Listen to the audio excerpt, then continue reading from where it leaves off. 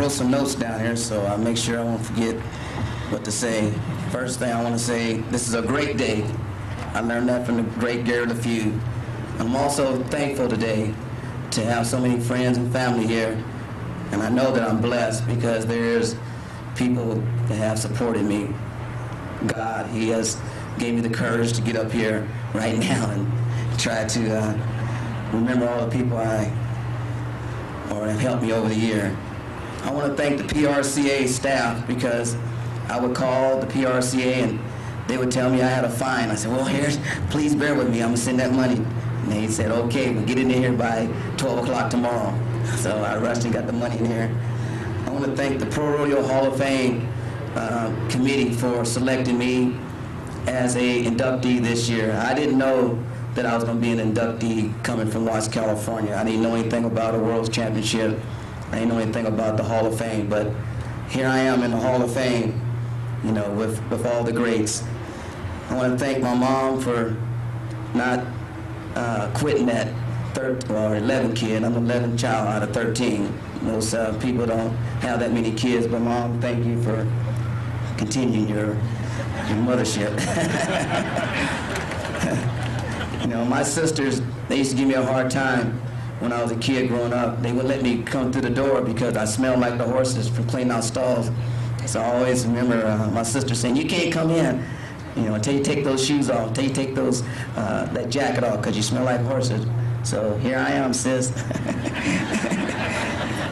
More important, I want to thank my wife because she's been through a lot. You know, she's been through a lot of pain. That was somebody's told me. I said, yeah, honey, every time I got hurt, I felt for you. She provided me with 2 beautiful baby boys. I call them monster kids, and anybody have a 8 and 11-year-old, they know they got monster children. You know, Murtis Dykeman, you bet, he was a big inspiration to me. Growing up in Los Angeles, working at the horse stables, and just wanting to be a team roper, and eventually became a steer rider after riding those steers, and knowing that when Murtis came through the stables, you know, he was a true cowboy. He traveled around the country, you know, riding bulls. And I thought at that time, that's what I want to do. I want to be just like Murtis, going to the rodeo instead of riding, you know, locally. But after the inspiration from Murtis, you know, I got into riding bulls and I rode, and, you know, he was my incentive, but I still needed some help. And I think if it wasn't for Gary LaFew helping me being the positive person I am, I'm gonna have to credit Gary more than a lot of people, because if it wasn't for his inspiring and confidence and basically teaching me how to win. You learn how to ride just by getting on and falling off, but it's hard to actually know how do you win, and Gary LaFew instilled that winning in me. He instilled every day is a great day. So people look at me and say, Charles, how come you're so happy? How come you're so cheerful? Because you come from the school of Gary LaFew. First thing you learn how to say it's a great day, and you feel that in the heart. So I want to give my love and thanks to Murtis and Gary for all their support and inspiration. You know, I had some of the best traveling partners in the world. I rodeoed with Ted Newts in 1981. We went on, when I say we, I went on to win the World Championship in 82, and he went on to win the championship in 85. If it wasn't for a great traveling partner, I tell you what, I don't think I would have made it. You know, Robbie Christie, he's gone to a better place. He was also one of my traveling partners. He was the 1981 Rookie of the Year, and I love Robbie. Irvin Williams, one of my traveling partners. I got so many notes here. I just want to make sure that I get them all out and try to give everybody their proper credit. The sponsors, I know, and Rodeo know, and the committees know that if it wasn't for the sponsors, we wouldn't look near as good in the arena. Sponsors put up their beautiful banners. You know, they make that arena dressy, made it look like you were at a show itself. You know, Wrangler, you bet they're the best. They're the #1 sponsor in rodeo. And you look at the Cowboys today, and you wonder why they look so good, because they all got on Wrangler. If they don't, they're not looking that good. Coors, they was a big sponsor of rodeo. I was the Coors champion, so that was a nice honor. I was the Cowboy Fan of the Year. If it wasn't for the fan and Coors having that recognition for the Cowboys, the combination of both, I don't think I would have received that award.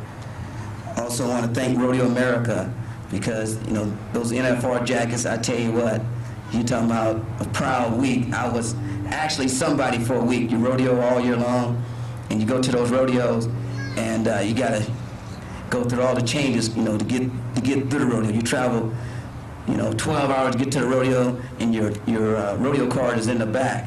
And well, you gotta have your rodeo card. Well, sir, I got a bull in the chute. I'm late. Well, you can't get in the gate unless you show that rodeo card. So, I was nobody at an average rodeo, but when I got to the national finals, I put that NFR jacket on. They knew that I was a participator, and I became somebody for a week. So it was a nice honor to receive the Rodeo America jacket. Justin, if it wasn't for them, I don't know how I would have rode after the 1983 incident that I had at the Presidential Rodeo, because they provided more tape than I don't even know if they still have any tape out there. I quit rodeo. I can also say that I also had the privilege of being at some of the best rodeos in the world, and I never boast about the things that I accomplished, the rodeos that I won. Just like Commissioner Cryer said, I won this rodeo, I won that rodeo.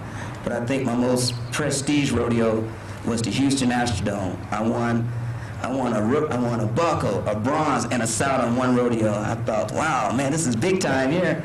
I couldn't even carry all that stuff in my car because I had to rent a car, a little Datsun, and couldn't handle my saddle. But the rodeos that I've been to are by far the reason that I rodeoed for so long. I rodeoed for I always had a purpose of riding bulls. That's what I learned in the Lafayette School also. What's your purpose? In me, Charles, that bull may not buck for that cowboy, but if you believe, he will buck for you. And I would go to rodeos knowing that it was a big rodeo, but the bull wasn't the best, but my belief made me win. So thank the rodeo committees for having such a great rodeo. Rodeo announcer like Pete Logan, I had the privilege of having him announce me at San Antonio, Texas, when I won it. And Pete, like I said, he wasn't the Bob Tallman, the Randy Corley that we know. He wasn't the hyper guy. But when Charles Sampson name was mentioned, boy, he brought a little chill in my spine, and to where I knew I had to bear down, because Pete Logan said, "Charles Sampson, ladies and gentlemen, he's up now." And I was like, well, I better get out of here. The rodeo secretary, we all know, before we get to a rodeo, we got to deal with the gate man. That's one thing. But that secretary is the most important person that we have to face. And they go through so much, but they still smile at you. And sometimes we put them through a lot. And I just want to tell them, sorry for being late with my entry fees, but thanks for the smile all the time. The bullfighters, that most bull riders are not going to ride a bull if it's not a bullfighter in the arena, unless he's on a dairy cow. But if it wasn't for the bullfighters and the barrel man, tell you what, bull riders wouldn't get in the arena. So thank the bullfighters.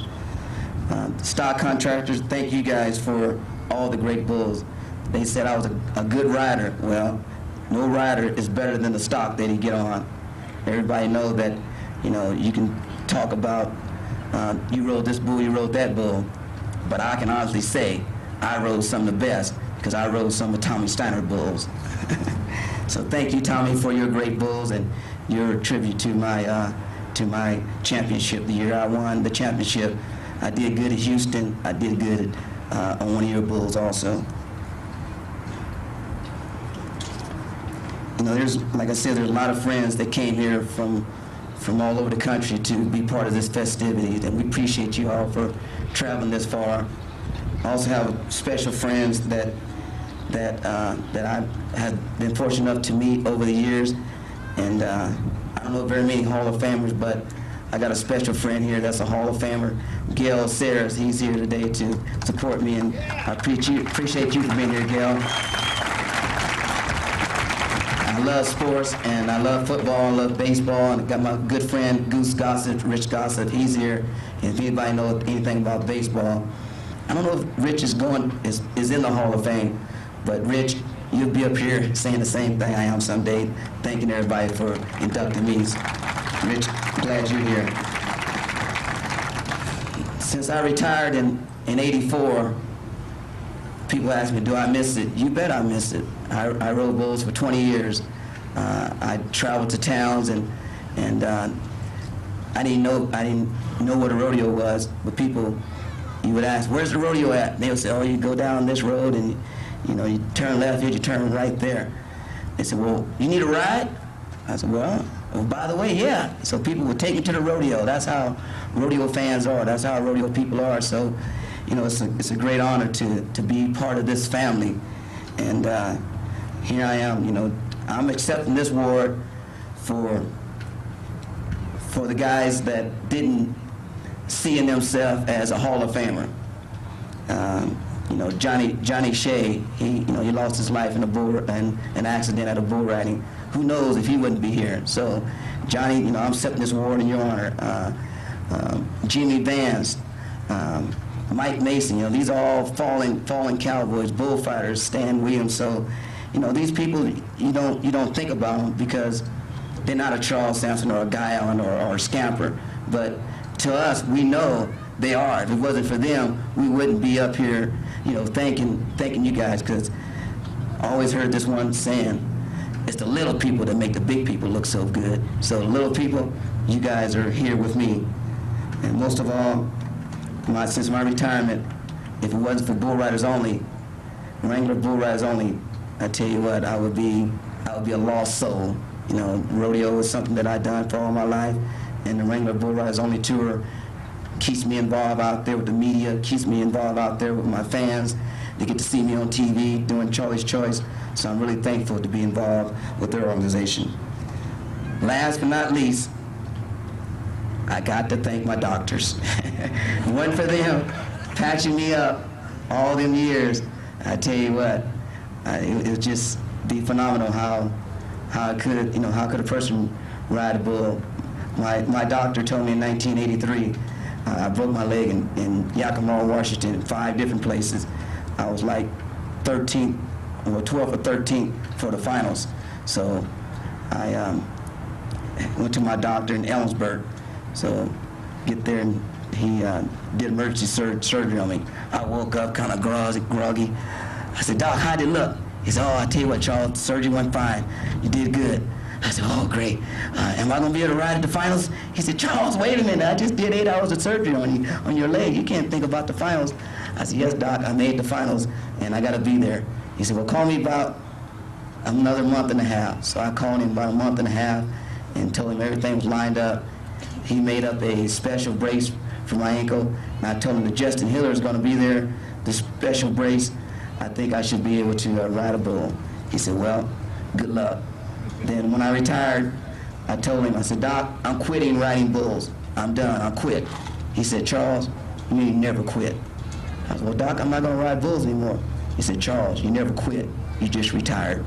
So, ladies and gentlemen, I'm retired from riding bulls, and here I am in the Hall of Fame, and I'm just happy to be here. Good job. Very nicely done.